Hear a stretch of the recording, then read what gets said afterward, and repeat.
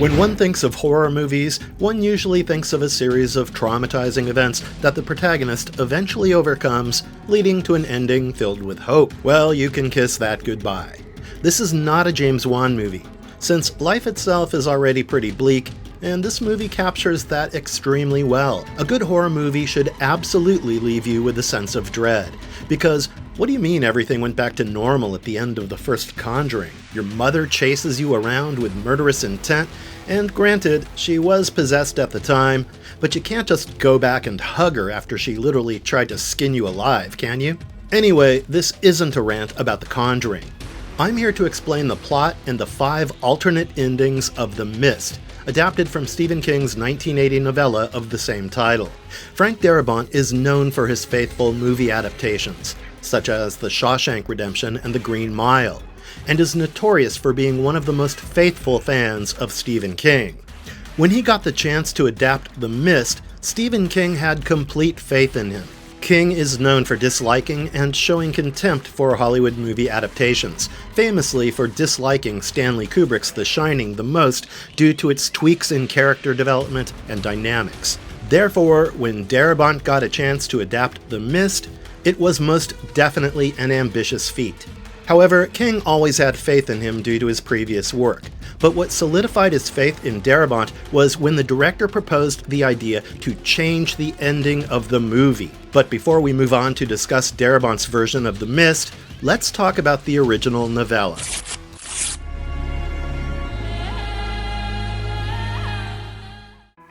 Stephen King's original novella ending, The Hopeful Escape. Both the novella and the movie have similar beginnings, where the small town of Bridgeton is struck by a violent storm. Painter David Drayton witnesses the loud thundering, and when the power goes out, he decides his family should sleep in the basement to avoid any damage. The next morning, they wake up to an extremely messy scene, where their house has suffered primarily with the windows broken and walls caving in due to trees having fallen over. After thoroughly examining the damage, David decides to stock up on food and other supplies and decides to head over to a grocery store nearby. He lets his son Billy tag along, and his neighbor, Brent Norton, with whom he's had property disputes in the past. His wife gets left behind. Upon arrival, shit hits the fan as a thick cloud of mist takes over the grocery store, and the clerks are forced to shut down the building as a civic alarm goes off. The patrons are trapped inside and must find a way to survive this treacherous scenario, once they find out that the mist is hiding a darker secret: eldritch, bloodthirsty monsters who will kill anyone in sight. In the novel, we're given a somewhat hopeful yet ambiguous ending, where David manages to escape with his son and 2 more women, one of them being Amanda Dumfries, with whom he had a romantic past. They're shown to be driving aimlessly in David's car, and the book ends with David's internal monologue, where he says that he can probably siphon more fuel to get them to drive further for 90 or so miles. He is too tired to drive, so for now, they've stopped at a hotel. But before he sleeps, he wishes to kiss his son goodnight, upon which he whispers 2 words into his son's ears: Hartford and hope. He does so because near the hotel, he had attempted to scan the radio and was able to make out a single word in between the static sound: Hartford, indicating that they might get saved by military officials there. However, the book ends after David kisses his son goodnight, and we're left on a cliffhanger, which ultimately means that the ending is up to us. Stephen King himself talks about the ending of his book and recalls a conversation with his dad, who mentioned how much he hated ambiguous endings, calling them the Alfred Hitchcock endings, as it leaves the reader with uncertainty. And King applied this very technique to finish the ending of his story, a beautiful science fiction horror set in the quiet town of Bridgeton, Maine. The reader can imagine that maybe the ragtag team of survivors made it to Hartford after a tumultuous ride, or can imagine a more dreadful and realistic scenario. But the beauty of this ending is not the ambiguity, but the sense of hope in the last sentence, as we get a glimpse of David's internal monologue before he drifts off to sleep. As beautiful as this ending is, Frank had a different idea altogether, which will be discussed in the next segment as we talk about his version when it came to adapting the story.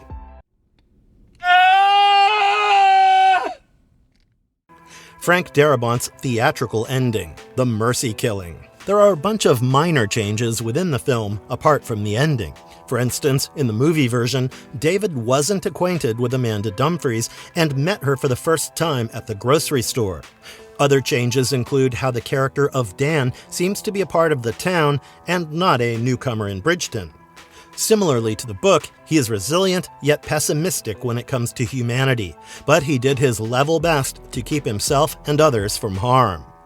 Apart from such changes, the movie also confirms that David's wife did indeed pass away due to the havoc wreaked by the Lovecraftian monsters inside the mist. In the book, the survivors can't make it past the driveway due to the fallen trees, but in the film, Stephanie's dead body is shown. Other than this, the major change is indeed the way the film ends. As the group of survivors makes it a little past the town, they run out of fuel. Having found themselves in the middle of the thick and impenetrable mist, potentially surrounded by mysterious and savage creatures, the group decides to take fate into their hands, and instead of being hunted, they decide to take their own lives. The group asks David to kill them one by one using a revolver, and with only 4 bullets remaining, David takes up the task, thinking that he'll sacrifice himself after and get eaten by the monsters. However, the movie leaves the audience shocked beyond all repair, as after David finishes his task, he steps out of the vehicle, waiting to be killed immediately. However, moments after the fog from the mist begins to clear, he sees an entire army of military officials drive by in tanks and other vehicles. They're equipped with military-grade weapons and seem to have gotten the monstrous invasion under control. As soon as it dawns on David that he killed the only people he cared about, especially his young 8-year-old son, and that there was a chance for them to continue living, he loses it. He starts wailing like a madman, showing that he is absolutely devastated and filled with nothing but regret. When Stephen King got to know about this ending, he loved it even more than his own ending. The thing about Frank Darabont's version is that it gives us a grim yet brutally real ending. Usually, horror movies are known for giving us a happy ending, where after everything that the protagonists go through, it's all sunshine and rainbows at the end, which is not really reality. I was reminded of the ending of Weapons, which, spoiler alert, had a realistic conclusion too, where the characters of the movie don't go back to a happy life after having faced disasters. Frank Darabont initially envisioned shooting this movie in black and white, but his vision was declined by the producers. The producers had also asked him to change the ending due to its grim conclusion, but Frank stood his ground when it came to the ending, which is probably for the better.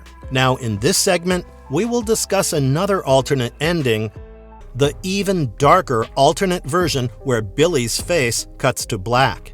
This version of the ending was never released in theaters and was only available on select DVDs as extras distributed at the time. In this version, we are shown that David only ends up killing his own son, and then the scene ends with the sound of a gunshot.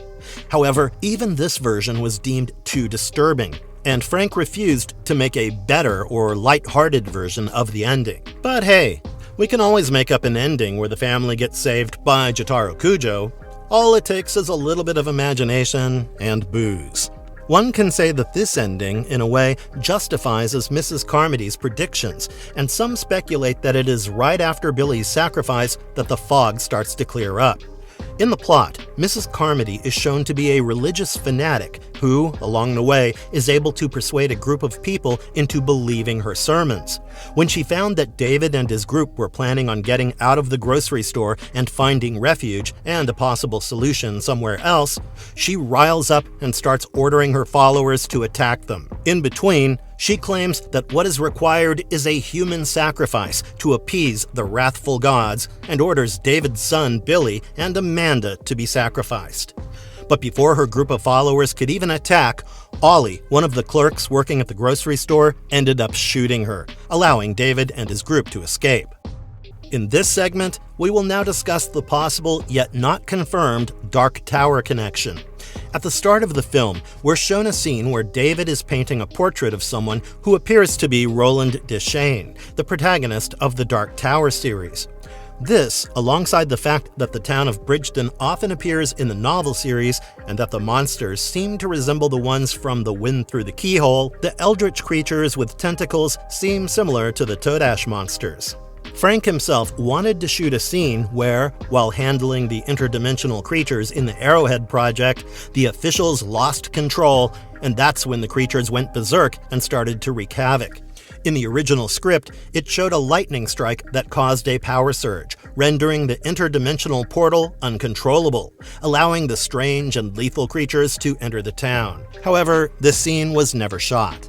And finally, let's get down to discussing the television series of the same name that was distributed across the globe in 2017.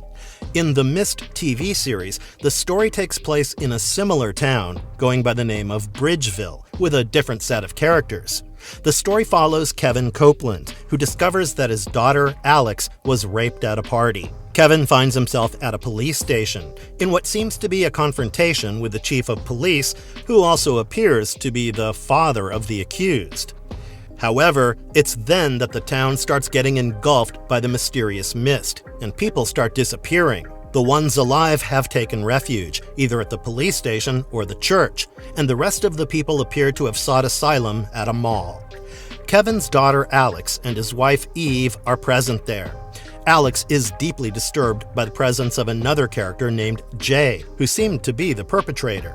However, as the show goes on, it's revealed that the perpetrator is not Jay, but Alex's friend Adrian, who is also assisting Kevin. And yeah, when Kevin finds that out, he quite literally beats Adrian senseless. There are other various plot lines within the show that make it quite weird for the watcher. For instance, when we find out that Alex is not Kevin's daughter, but the chief's daughter, which makes her and Jay half-siblings, and it's supremely weird because they've been joined at the hip ever since the show freaking began. However, let's just focus on the ending now. My rant can wait. Kevin finally manages to escape the mist with his daughter Eve and Vic in his car, not knowing that there is a battered Adrian hiding in his trunk. But it doesn't end there. The first season ends in an utterly grim fashion, where Kevin reverses and slams his car into the windows of a mall, allowing the mist to enter and kill all the inhabitants inside, including the TV version of Mrs. Carmody, a woman named Natalie Raven. After this, Kevin starts to follow a railway track, only to witness how the armed officials seem to be offering some kind of prisoners to the mysterious creatures in the mist. But the show was not renewed for a second season. Thus, no one can tell what happened after for the characters and if they ever made it out of the mist. So, if you were wondering which to choose as the most righteous ending, it's up to you. Whether you loved the book or the movie, I won't talk more about the series, cause why would I? Such literary works are paramount for consumption, as it teaches its audiences the reality of how the human psyche works. Tension either brings out the best or the worst in people. So just pray that you never get caught in such a mess.